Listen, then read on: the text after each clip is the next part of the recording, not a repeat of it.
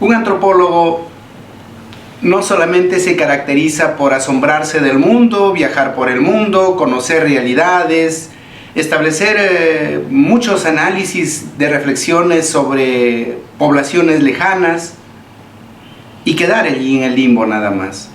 Un antropólogo debe describir para trascender. Ralph Walton, hoy día estamos conversando sobre alguno de sus trabajos que tenemos a la vista y que quisiéramos que nos comente, porque su producción es muy prolífica. No solamente son libros, sino son artículos publicados en revistas especializadas, eventos en donde ha presentado ponencias, conferencias magistrales, y todo eso ha ido marcando una trayectoria profesional que le ha merecido grandes reconocimientos en el mundo de la academia y sobre todo desde la perspectiva antropológica. Estimado Ralph, cuéntanos un poco. ¿Cómo podemos describir toda esta majestuosidad de tu producción académica? Coméntanos, ¿por qué tanta pasión por escribir? Bueno, para mí lo que me atrae a la antropología es la posibilidad de tratar de entender varios aspectos de la cultura o de culturas, ¿no? Entonces, una parte de mi vida he dedicado a tratar de entender algunos aspectos de las culturas de los Andes, especialmente en el altiplano.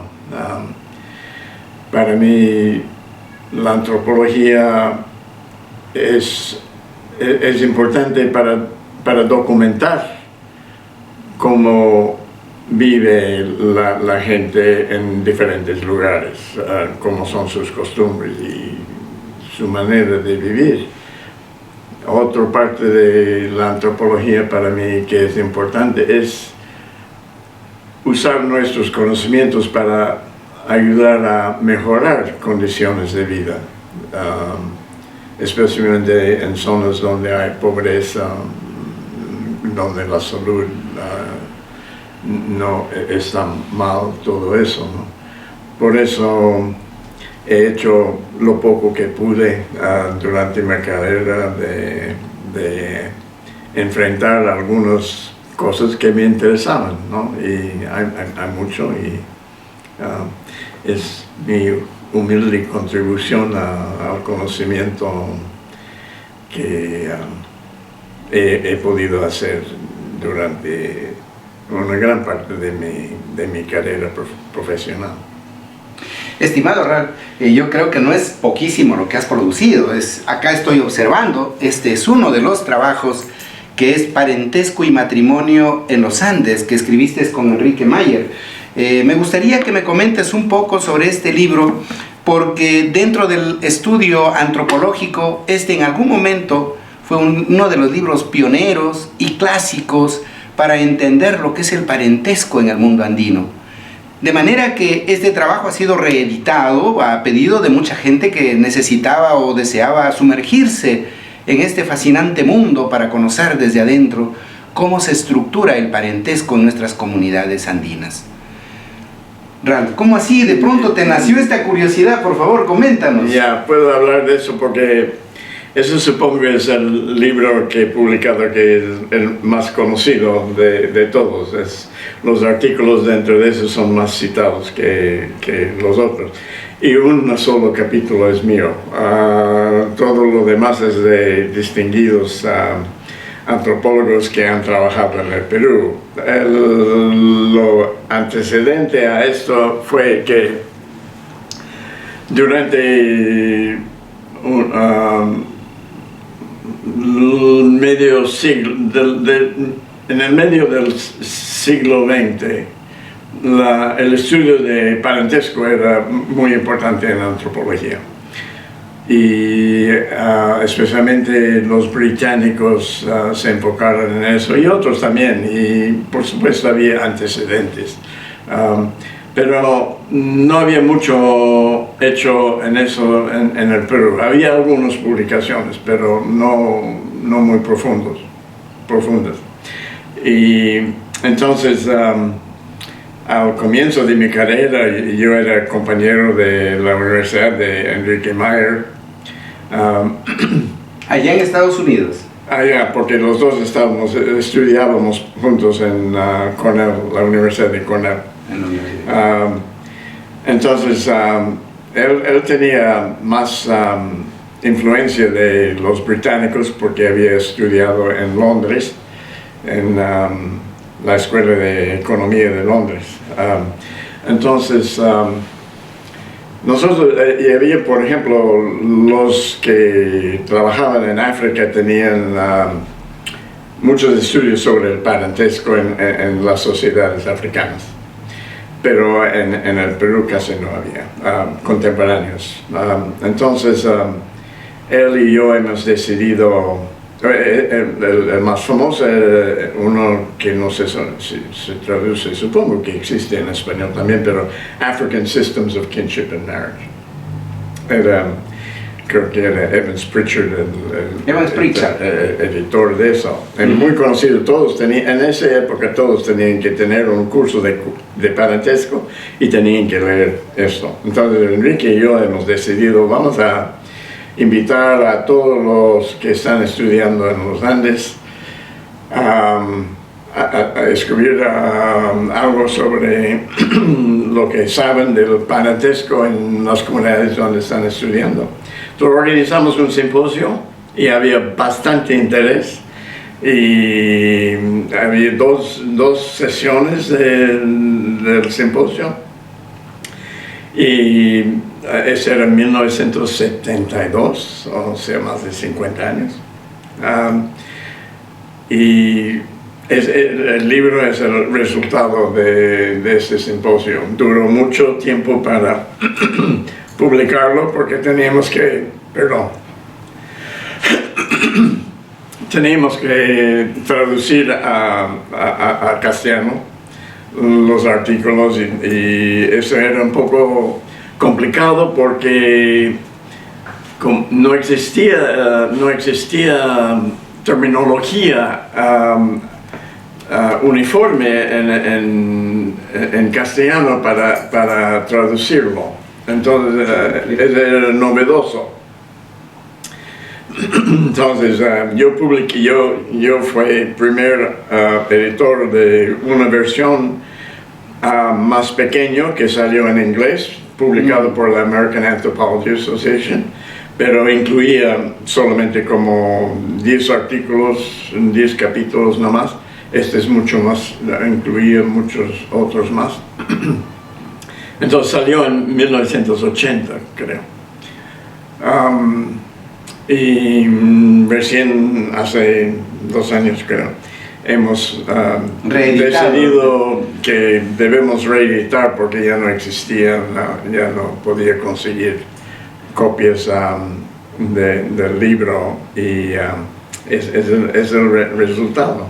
Por eso te decía que este libro que tenemos acá, ha sido pues de lectura obligatoria en algún periodo de la formación de los antropólogos que hoy día están en nuestro país, en todas las universidades peruanas y por no decirlo también andinas, porque se daba en Ecuador, en parte de Bolivia. Sí. Era un libro de consulta obligatoria, de manera que este trabajo es uno de los legados importantes que nos deja RAL para el mundo antropológico y que creo que, aparte, no solamente del trabajo en el cual tú escribes, que me parece muy interesante, pero hay mucho trabajo etnográfico, mucho trabajo de campo. Sí. Entonces no es solamente una reflexión teórica, sino resultados de investigaciones de campo. Sí, ¿no? Sí. No, son todos... y hay una nueva introducción también de uno que no era especialista en América Latina, pero en parentesco. Entonces, él ha escrito sobre bilateralidad en el parentesco andino. Entonces, la introducción de él, que Bernd Lambert se llamaba, era una contribución también original. Pero todos los demás fueron basados en la etnografía, menos los de Zuidema, que son sobre los Inca, que él después ha publicado varias versiones de este artículo. Pero Muchos de esos capítulos están citados con frecuencia. El mío era solamente uno sobre el matrimonio y parentesco en Cotos, en la zona de Puno.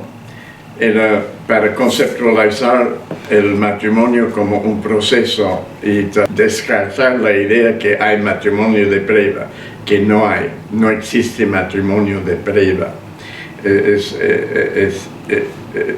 No es como se piensa del matrimonio que hacen en comunidades quechuas en Puno. Es muy diferente. Solamente es un proceso el matrimonio que empieza poco a poco y el tiempo que dura, cuando dura más tiempo, es más difícil romper porque hay varias etapas.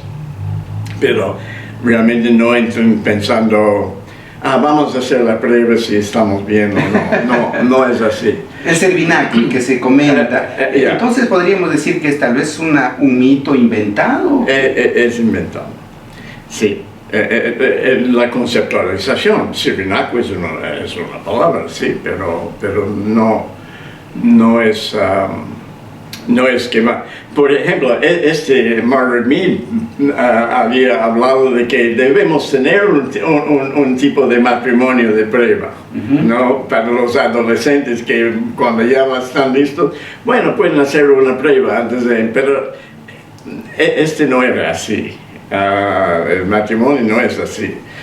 Cuando uno junto piensa que va a durar, pero sí, antes de que hay niños, antes de que hay matrimonio en la iglesia, antes de que hay matrimonio civil, es más fácil romper, ¿no? la relación, pero no se considera como prueba. Definitivamente hablar con Ralph, y se lo está diciendo, es con profunda autoridad, porque justamente acá tenemos uno de sus libros, en el cual dice la vida familiar en la comunidad andina, estudios antropológicos en la Sierra Sur del Perú. En este libro podemos recoger algunas lecturas que justamente Ralph Bolton, conjuntamente con Charlie Bolton, con Jorge Flores Ochoa, Amy Coel, Carol Michelson, Robert Munroe, desarrollan todo un trabajo bien interesante en el cual nos relatan los procesos del paso a paso, cómo se desarrolla esos procesos del conocimiento, del acercamiento de las personas hasta establecer los vínculos afectivos que puede terminar finalmente en los acuerdos familiares, que es el matrimonio. De manera que, Ralph, coméntanos, este trabajo, ¿cómo fue su historia brevemente? Bueno, primero déjeme decir que de estos libros que tengo acá, son 4 que solamente son los míos, ¿no? Mis trabajos. Muchas veces con otros autores que me han ayudado, porque mi antropología era siempre colaborar con otros,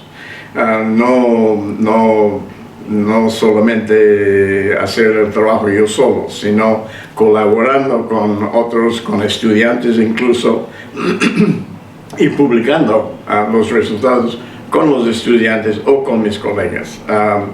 Entonces son 4 libros que tengo solamente 3 acá, pero hay otro más en esta serie. Pero disculpe, antes de eso permíteme hablar de esos 3. A ver. En Puno, cuando yo empecé a trabajar allá, había muy pocos que habían trabajado, muy pocos antropólogos que habían trabajado en Puno. Perdón. Matos Mar había hecho un estudio en Taquile. Después John Hickman hizo uno sobre aculturación en una zona aymara. Y Chopik también había hecho trabajo, un libro famoso, Magia en Chucuito. Pero fuera de eso casi no habían antropólogos ni extranjeros ni peruanos que trabajaban en Puno haciendo investigaciones. pero había muchos de ellos que habían trabajado con varias instituciones del Estado, por ejemplo el programa Puno Tambopata, que era también de las Naciones Unidas. Habían antropólogos que habían hecho informes, entonces han ido al campo y han estudiado algo. Nunca se publicaron esos, menos uno, eso de Héctor Martínez hizo uno en Taraco, que fue publicado, sí. Pero los demás estaban guardados en informes, se han perdido, muy difícil de encontrar. Yo como vivía allá, yo he podido conseguir todos esos informes mimeografiados, así. Y yo he juntado en 3 volúmenes estos trabajos. Algunos no fueron tampoco de antropólogos con un grado de antropólogo, por ejemplo, uno que era como antropólogo porque visitaba las comunidades y recopilaba datos y todo eso, era Lucho Gallegos, que era también un novelista, y él tiene cosas muy bonitas, ¿no? Entonces, yo he juntado en esos 3 libros los estudios difíciles de encontrar sobre Puno en la época de los 1950, 40, 50, 60, de ese periodo. Entonces he agrupado en 3 temas, uno sobre parentesco y familia. La cultura expresiva puneña y comunidades y parcialidades puneñas. Sí, sí.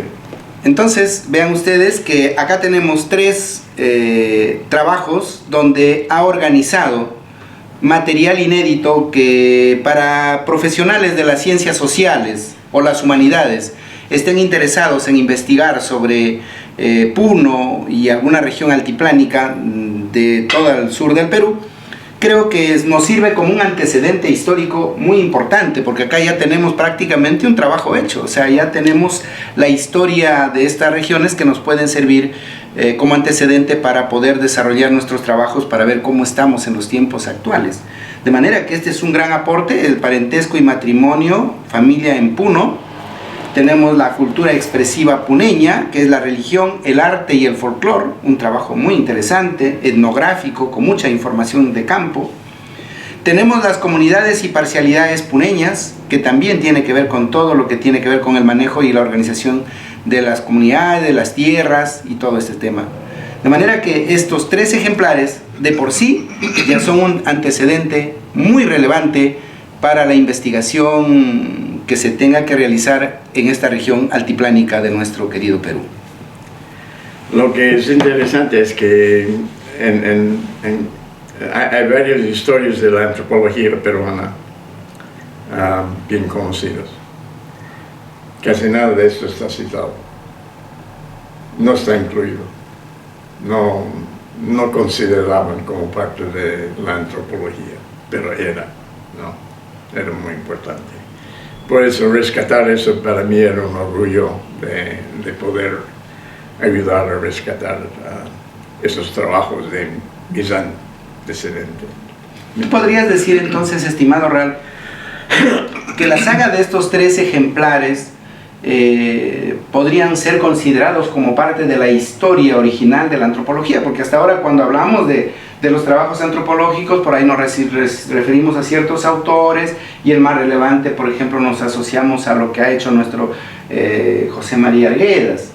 Pero hay otros trabajos que se han realizado paralelamente, en otro momento, incluso en las temporalidades muy similares, que no eran conocidos y que tú te has dado el trabajo de encontrarlo y sistematizarlo. ¿Podríamos? Sí, exactamente.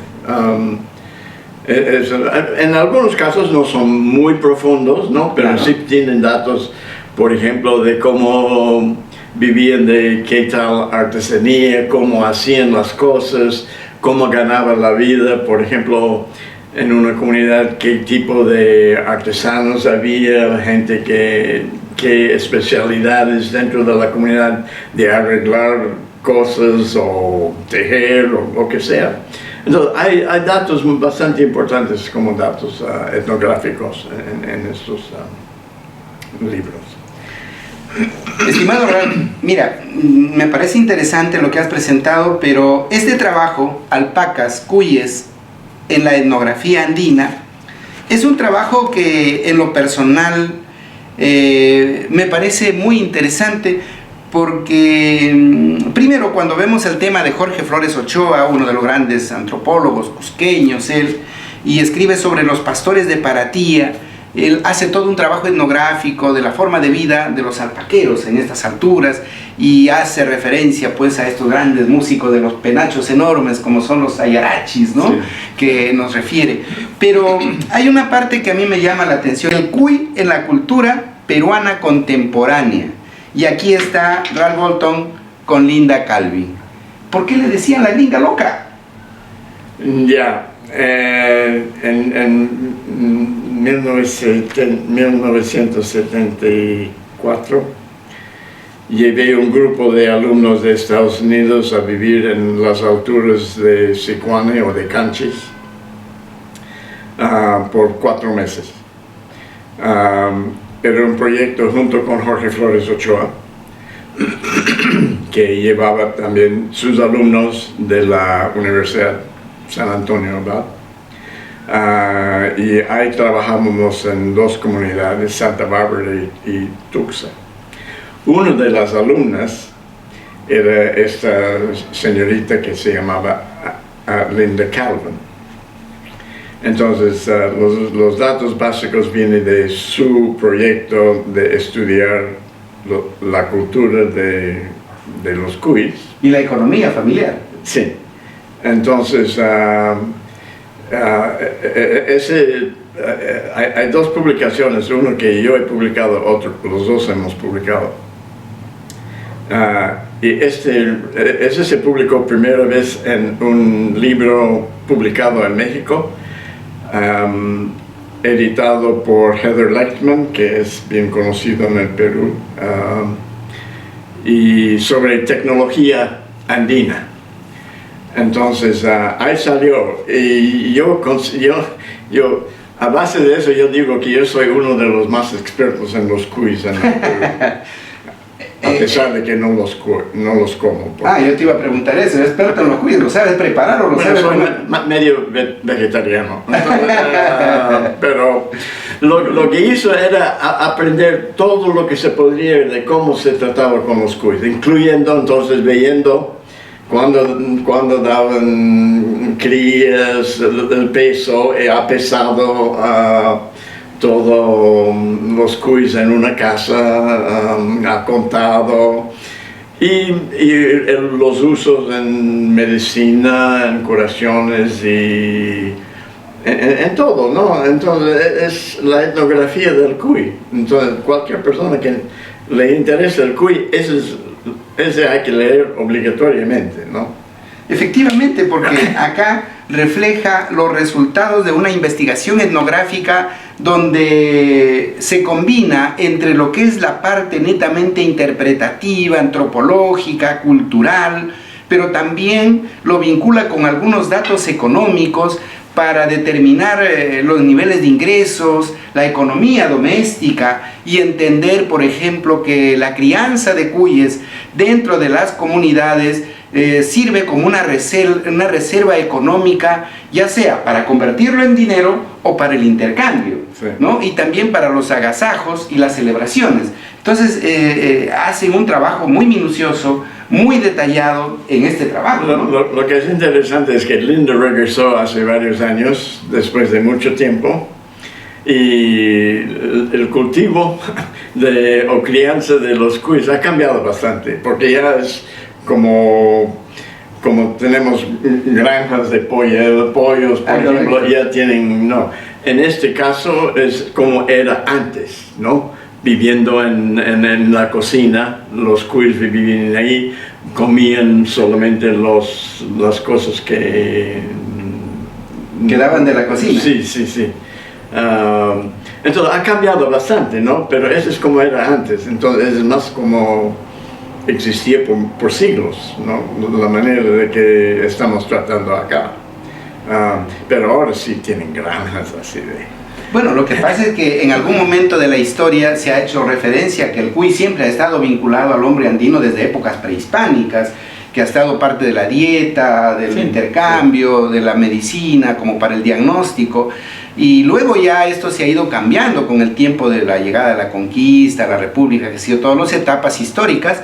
Sin embargo, cuando ya llega en el tiempo de la modernidad, por ponerle una denominación que son estos últimos años del siglo XIX, se empieza a mirar por el lado de la salud pública, y entonces se empieza a ver que los cuyes ya no deben estar cerca de donde se preparan los alimentos o cerca a los dormitorios. Entonces empieza a ocurrir un nuevo ordenamiento de los espacios habitacionales, separando donde viven las personas y donde deben estar los animales. Entonces es así que entran ya políticas del Estado para dar cierto soporte técnico, y es ahí justamente donde entran lo que es estas granjas, las maneras de cómo organizarlo de manera separado para que pueda fortalecer la economía familiar. Sí. ¿Es así, estimado Raúl? Sí, sí, sí. Porque hay mucha demanda por turismo en Cusco, por ejemplo, hay demanda para cuy. Entonces hay que criar mucho más, ¿no? En este también incluía el famoso trabajo de Jorge Flores, que todos deben conocer, sobre paratilla, ¿no? Porque era un poco difícil encontrar copias, pero después se ha publicado en los últimos años, se ha reeditado, entonces hay varios sitios donde se puede encontrar, pero como su proyecto era antes del proyecto de los cuys, pero por eso hemos hecho, y por la razón que son los dos animales netamente andinos e importante en las culturas andinas, ¿no? Por eso. Qué interesante, Raúl. Tienes razón. La alpaca y el cuy son muy originarios, propios de nuestra área andina y parte de nuestro arraigo cultural, que no se ha perdido hasta la fecha. Sí, sí. Sigue teniendo ese valor histórico, cultural, que es parte de nuestra economía familiar, de nuestra cultura, y está presente pues en nuestros Andes, ¿no? Sí. Interesante este trabajo. Luego también tenemos otro trabajo que has escrito acá con los cuyes, camiones, cuentos y los Andes, que por lo que he podido revisar pues es un trabajo muy interesante, también etnográfico, donde vemos pues una serie de frases relacionados a los camiones, y una serie de observación, yo diría casi que para cualquier persona eso sería una cuestión inadvertida. ¿Qué pasó en ti? ¿Por qué te fijabas tanto en los camiones y en las letras que iban allí?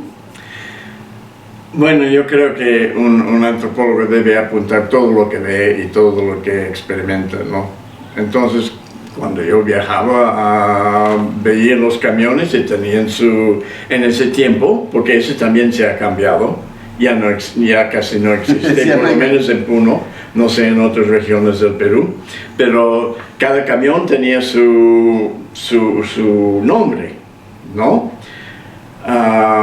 Entonces yo apuntaba los nombres de los camiones, cuando veía uno y me apuntaba, entonces junté un montón de nombres de camiones.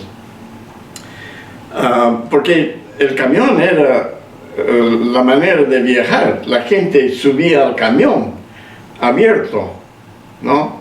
No había buses casi, solamente nosotros viajábamos atrás en el camión.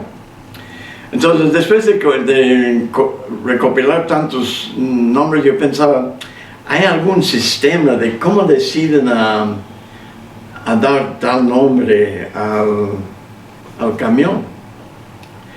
Entonces resulta que se puede clasificar los nombres en varios tipos, ¿no? Entonces, y todos los tipos de nombres es para dar al cliente, al pasajero, que el camión es fuerte, ¿no? Y seguro. Entonces, por ejemplo, muchos tienen nombre de santo, ¿no? Y otros no he revisado recién, pero otras palabras que indiquen, por ejemplo, el león de la selva o alguna cosa que significa poder. Poder, fuerza. Exacto. Entonces, por eso el título del artículo es Machismo en Moción, porque era una manifestación de machismo del chofer, para indicar que él va a llevarte y va a ser seguro y vas a llegar. No. Bueno, pero es que también manejar los camiones en esa época era un asunto de machos. Esas carreteras no eran carreteras como las que ahora vemos asfaltadas, y entonces de alguna manera pues significaba riesgo, significaba mucha osadía. Bastante. Y entonces los choferes eran hombres y mujeres no habían como tal. Entonces ellos reflejaban en el camión probablemente esa proyección. Sí, además de que como en casi toda la industria de viajes, no sé cómo se dice. De transportes. De transportes, tienen la fama de ser muy sexuales. ¿Y eso cómo se explica? Sí, entonces se decía que un camionero tenía una mujer en cada pueblito donde viajaba, ¿no? Entonces era parte del machismo del chofer, ¿no? Y es uno de los artículos más conocidos en el Perú de mis escritos. Casi todos en Puno han escrito. Ahora, bueno, uno puede pensar que, bueno, es una soncera estudiar eso, qué significa, ¿no? Bueno, es una contribución pequeña al concepto de machismo, pero no muy importante. Pero mira lo que pasa.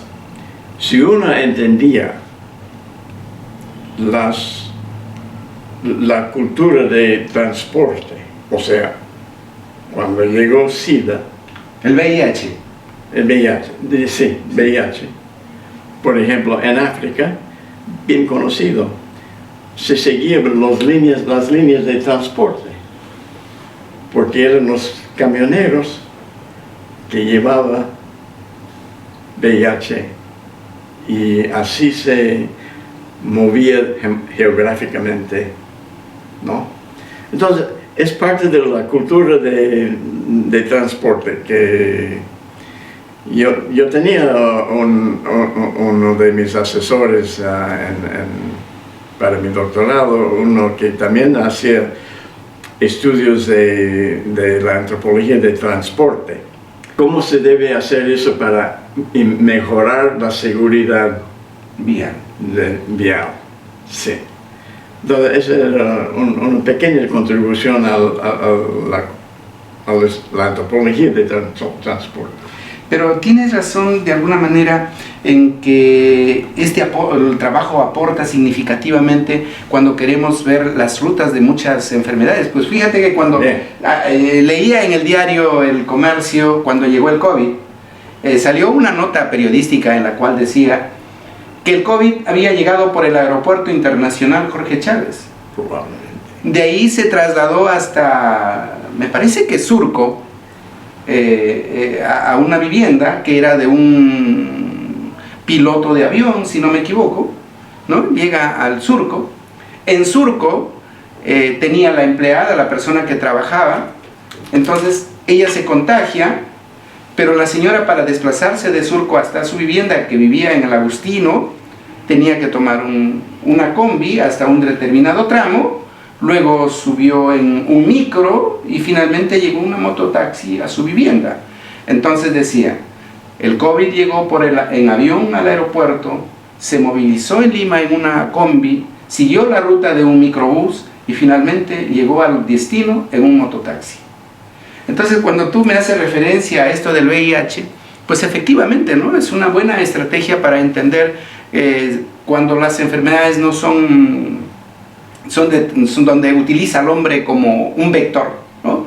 Sí. Seguir la ruta del transporte es una buena idea para hacer un trabajo de investigación relacionado al campo de la antropología de la salud. Me imagino que una de las razones principales por lo que era bien fuerte, uno de los peores casos en el mundo, COVID en el Perú, es que no hay un sistema de transporte adecuado. Todos están metidos brazo a brazo y tenían que hacerlo para llegar a su trabajo, a su casa, todo eso. Entonces, con razón, COVID fue muy grave acá. Uno de los factores, ¿no? Por supuesto. Efectivamente. Mira, ya encontramos entonces este trabajo de Cuyes, Camiones, Cuentos y de los Andes como hilo conductor para poder reflexionar sobre, digamos, la transmisión de las enfermedades que se dan por contagio, como el tema del VIH-Sida, y o también como el COVID-19 que nos ha tocado vivir hace muy poco. Un trabajo realmente impresionante, con mucha información etnográfica que vale la pena leer. Y finalmente acá tenemos un trabajo donde este tiene una historia. Ya, a ver, cuenta. Esta historia tiene una historia muy... pero no sé si la podemos contar, pero por lo menos se lo voy a decir muy brevemente. Un buen día con Ralph nos encontramos con otro grupo de amigos y queríamos conversar sobre algunos temas de interés común y nos tomamos un pisco sour. Y nos fuimos a un conocido restaurante acá en el Parque Kennedy, nos tomamos uno, nos tomamos dos, la conversa se hizo muy amena porque queríamos convocar a unos destacados antropólogos para hacer el primer Congreso Internacional de Antropología. Y entonces en el tercer vaso de pisco sour se concretó esta idea con Ralph y empezamos a germinar todo el evento que finalmente se vio materializado. Y como resultado de ese congreso, terminó en esta publicación. Sí. Fue así que hicimos esa complicidad, sí, de un evento tan importante que se hizo. Después de eso ya no creo que se haya hecho otro evento de tal magnitud. ¿O sí? Ya no. No sé. Ya no se ha hecho otro. Yeah. Entonces, de ese congreso estamos hablando, ¿cierto? Sí. Sí, ese era de proyectos de antropología aplicado por no sé quiénes claro, son. Justo ahí está nuestro gran recordado amigo que ya también partió, Paul Doughty. Sí. Nos acaba de dejar hace poco tiempo, pero nos deja un legado muy interesante. Estuvo, Ralph Bolton, Juber Aguirre, estuvo Anne Stromberg, Janet Weiler, Oliver Smith con sus grandes aportes de la antropología del desastre, sí, ¿no? Toda una autoridad en el tema. Estuvo nuestro gran amigo Teófilo Altamirano Rúa, un gran conocedor de la antropología, sobre todo ahí nos hablaba sobre el cambio climático, sobre las migraciones, y ahora nos hablaba de las migraciones forzadas en este trabajo, ¿no? Como consecuencia de estos cambios climáticos.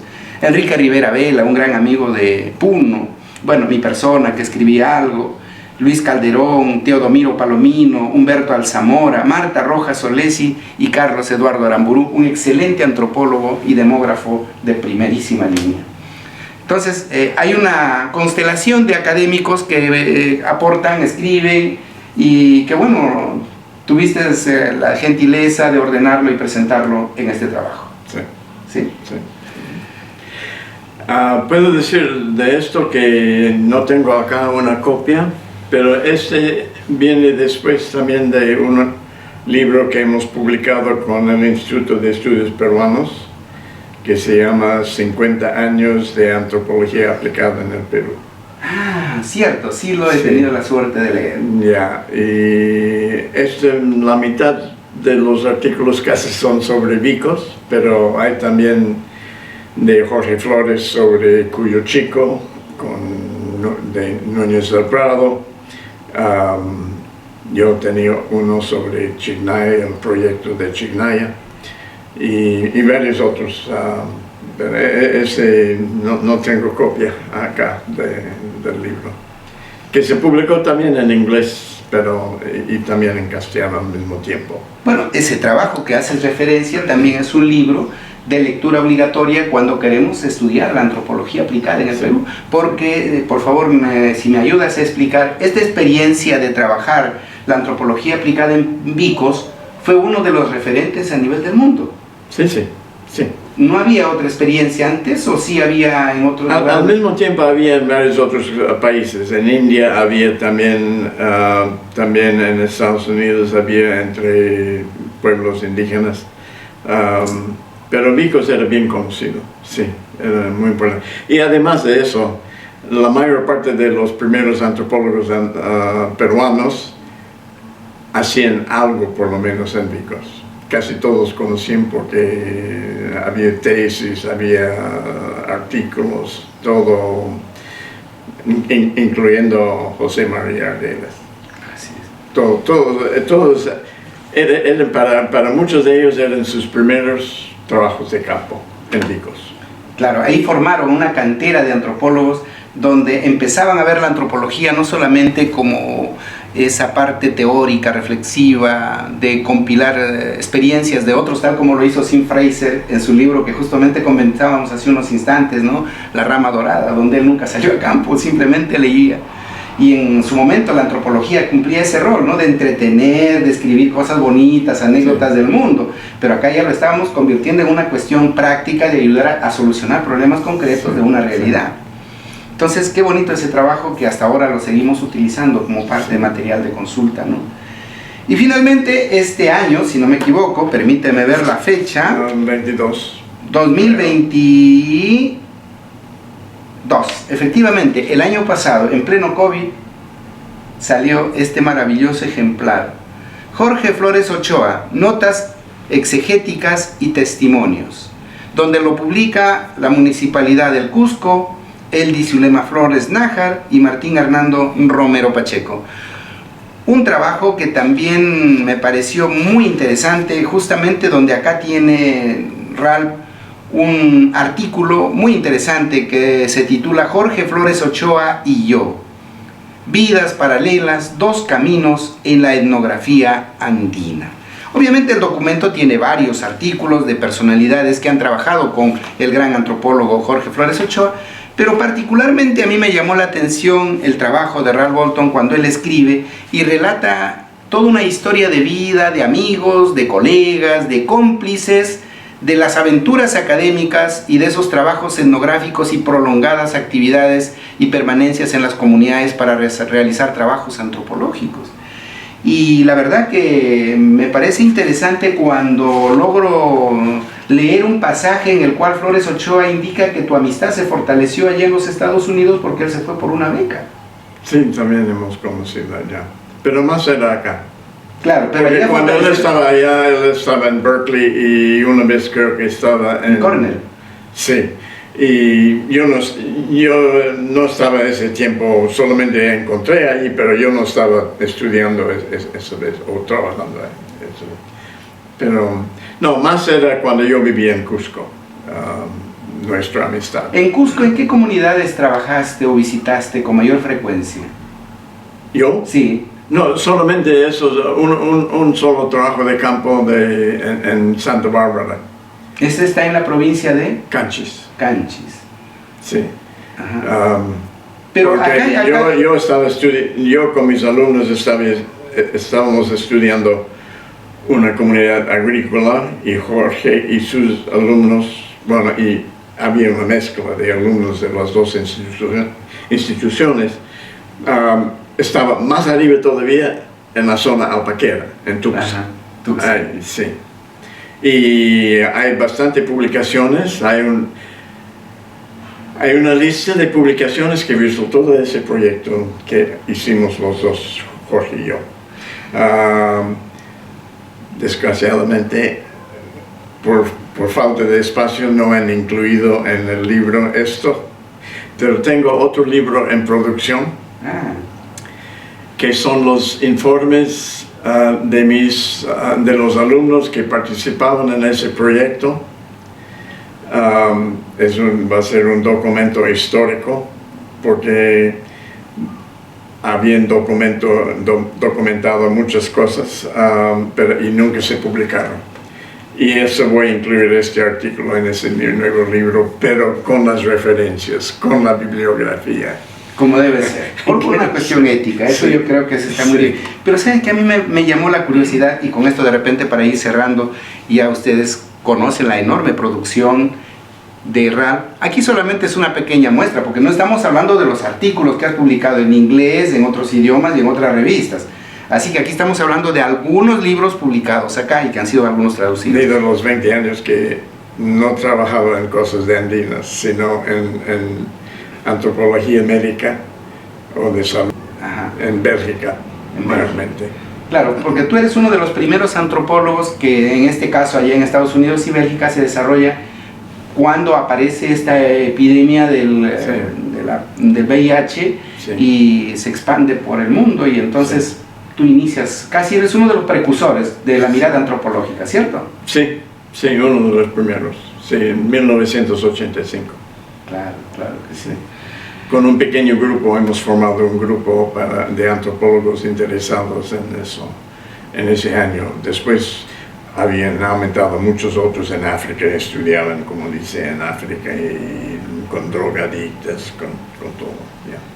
Es que el diseño del estudio que íbamos a hacer era una comparación entre una comunidad de altura con una comunidad agrícola, no, que no eran muy distantes uno del otro. Entonces encontramos esta zona donde había alpaqueros en Tuxa, y después un poco más bajo lo de la comunidad de Santa Bárbara. Entonces era cuestión de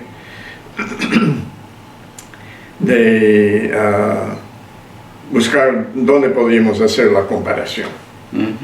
Podríamos haber escogido, hay muchas comunidades agrícolas, pero no hay tantas comunidades alpaqueras. Exacto. No, entonces teníamos que primero encontrar una comunidad alpaquera, exclusivamente alpaquera, y después algo muy cercano que era agrícola.